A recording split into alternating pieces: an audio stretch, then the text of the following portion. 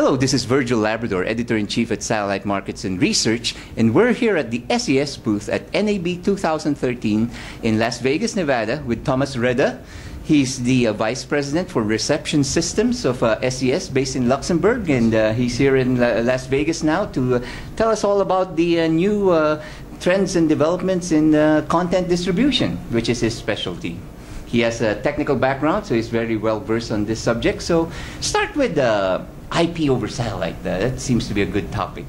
Thomas, what are the developments and current trends in that area, and what is SES doing in that yeah, space? great. It's a good question, and that's one of my favorite topics, how to take satellite delivery of good linear programming onto IP. Obviously, we had the challenge as a satellite operator to take content onto the tablet devices, onto smartphones which don't have a tuner built in. It's not a set-top box, such a tablet. So we created an initiative which we call SAT-IP, Satellite to IP. And SAT-IP is an initiative, it's also a communications protocol, and it defines how in a little black box after the dish I strip off the DVB layer and put all the content, the video, audio, service information, CA data, into IP format. And then the output of the box is IP, it's an RJ45 connector, Ethernet cable, you connect it to the router at home, and boom, you have all the content on applications, on tablets, on Windows PCs, and so on. So it makes satellite transportable over the in-home network, based on Ethernet. So this works on the Wi-Fi, on power line communications, so 5, 6, 7 cable, everything. Yeah, Thomas, is this a proprietary platform by SES, or can others use the same system? We started this as an industry standard. It has been open from the very beginning. We now have taken steps to standardize it in the European CENELEC organization. It's a European industry standardization body. So this will be an open European and later worldwide standard. Everyone can use it.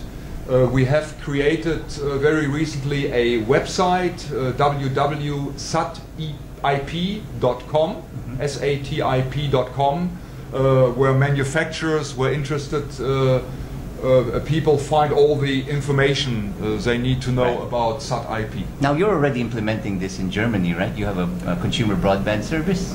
Yeah, that the consumer broadband service is actually something different. SAT-IP is implemented by various manufacturers. Devices are out in the market. In Europe you can order them on the various mail order companies, or they are in some of the stores already.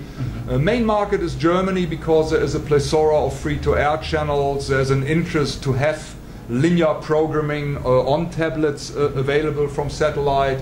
So that's where it obviously is starting. But I can tell you, Virgil, we have a lot of interest from the Middle East, also from South America, countries where there are big condo buildings, where it also makes sense to distribute the content on an IP infrastructure that is in place anyway, because people want to have internet access. So talking about broadband, it's a bit of a different topic. Broadband over satellite, of course, is popular there where consumers cannot get a decent terrestrial internet delivery via DSL networks. So we have a business unit called the Satellite Broadband Services, and they have a product that consists of a small 75 centimeter dish, a little modem that is connected to the dish, and with this we bring now, with new technology in the Ka band, up to 20 megabits per second downstream, 2 megabit up via satellite. So this is of course something that is getting popular in rural areas where people today just either don't have any internet at all, or only have very low speeds and very low bandwidth. So that's now in place in Germany. Yeah, no, that's actually the KA service is being since some months rolled out in France, and it will also come to other European markets.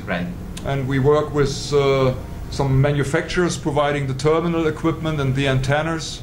So it's a package. It's a very affordable package for consumers. Now, do you see any potential for that in other regions? No, definitely. I think the potential for this is everywhere in emerging markets where there is no build-up DSL delivery for internet services. Right. So I mean that's in Central South America, in Asia, in Africa. There's a huge potential, and that's something that we are able to cover because SES is running or operating 52 satellites around the world. Right. So that's but this is potential. KA band, right? It is at the moment. We have it both in KU and KA. Oh, so KA is, let's say, is the more advanced technology. Okay. In KA band we have wider bandwidth, wider transponders, and we can provide a different service level agreement basically to consumers, meaning a higher download speed than we can offer in KU band. Right. Yeah. Now, Thomas, there's also a lot of buzz about Ultra HD. Oh, yeah. Talk about that. What is SES doing in that area, and what are your impressions of the Ultra HD offerings here at the NAB? Well, Ultra HD is an interesting topic. It is definitely at this point in time driven by the flat screen manufacturers. They brought out already months ago some nice and some really big screens with 3840 by 2160 pixel resolution. We have seen demos. It's stunning content actually, and we also think that this is the next big thing in broadcasting, following on the success of high definition television. What is SES doing? We have demonstrated that our satellite fleet is ready for Ultra HD delivery. We work with leading industry companies to take this Ultra HD technology forward, actually being able to bring it in around 2015 time frame to consumer homes.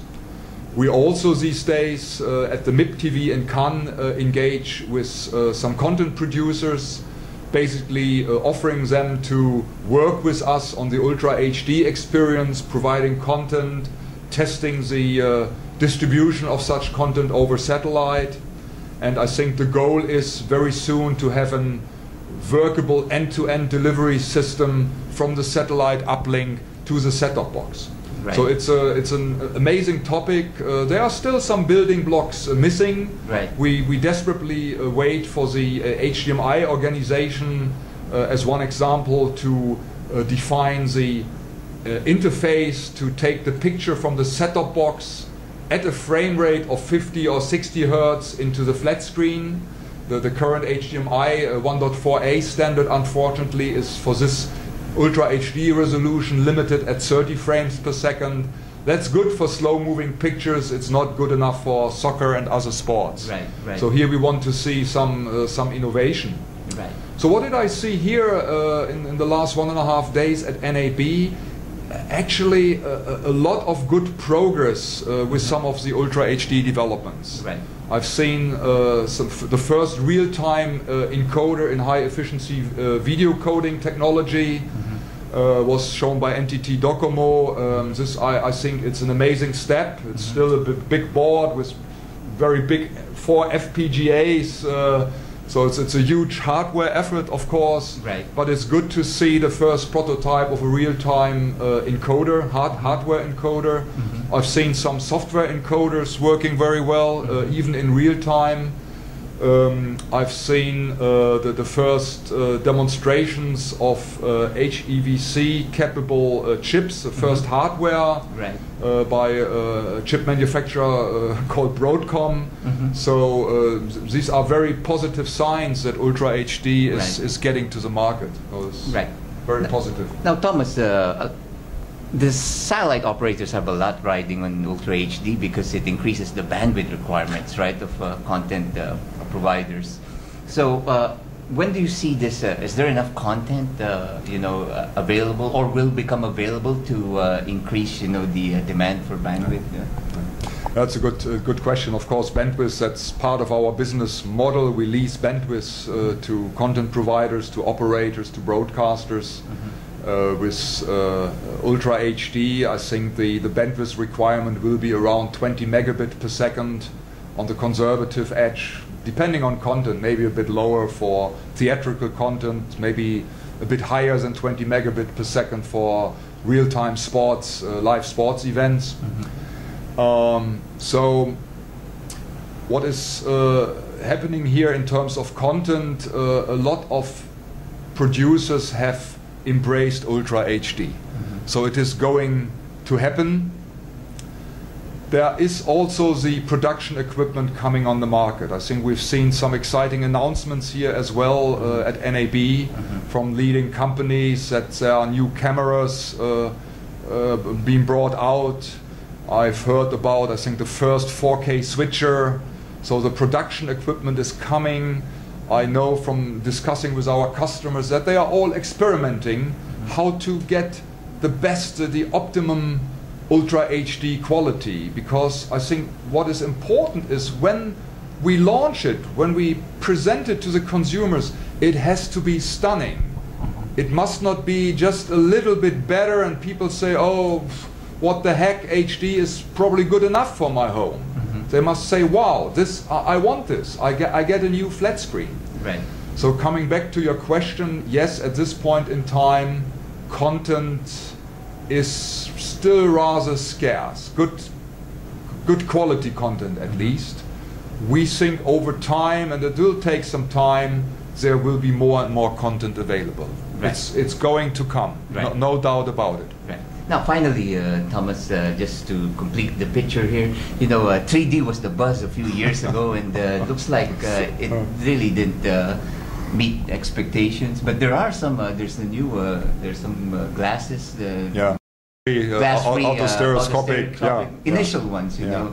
So, do you think 3D is what it was thought to be, or it's more like a niche market?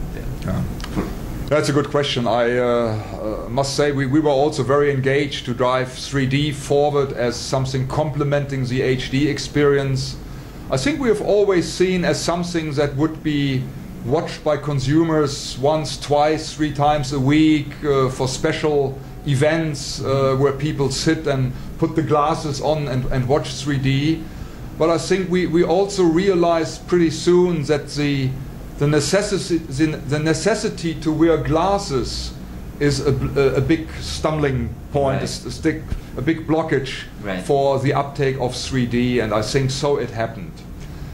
I think if we as an industry will be able to get rid of the glasses, 3D will have another chance. There will be another opportunity for 3D. At the moment, I'm a little bit worried that there is not sufficient attractive 3D content available.